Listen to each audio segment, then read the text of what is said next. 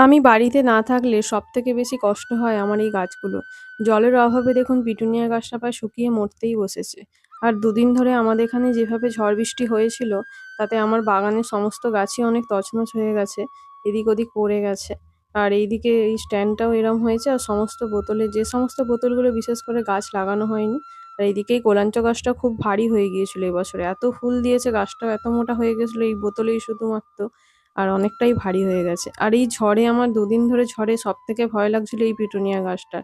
এই যে হাঁড়িতে আমি সবসময় ভয় পাচ্ছিলাম যে যদি তারটা একটু সরে যায়, তাহলে এই গাছগুলো একদম পড়ে যাবে। হাঁড়িটাও ভেঙে যাবে।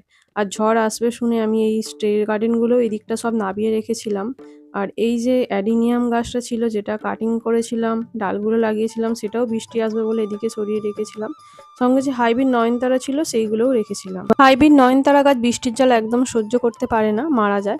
আর বাপের বাড়ি গিয়েও একদিনের জন্যও ঠিকমতো শান্তি পেলাম না। কারণ সবসময় ছাদ বাগানের জন্যই মনটা পড়েছিল। কারণ গাছের যদি জলের অভাবে গাছ যদি মারা যায় তখন বড্ড কষ্ট লাগে। কারণ এত কষ্ট করে নিজের হাতে এক একটা করে গাছ তৈরি করা, তারপর যদি জলের অভাবে সেটা মারা যায় আমার জন্য, তাহলে খুব খারাপ লাগে। তাই আবার একদিনের জন্যই ফিরে এলাম। গিয়েছিলাম একটা বিশেষ কারণে।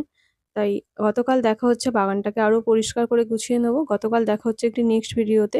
ভালো থাকবেন, সুস্থ থাকবেন। আর সকল আমার নতুন বন্ধুদের জানাই অনেক শুভেচ্ছা আমার চ্যানেলের সঙ্গে যুক্ত হওয়ার জন্য। দেখা হচ্ছে গতকাল আবার একটি নতুন ভিডিওতে। টাটা।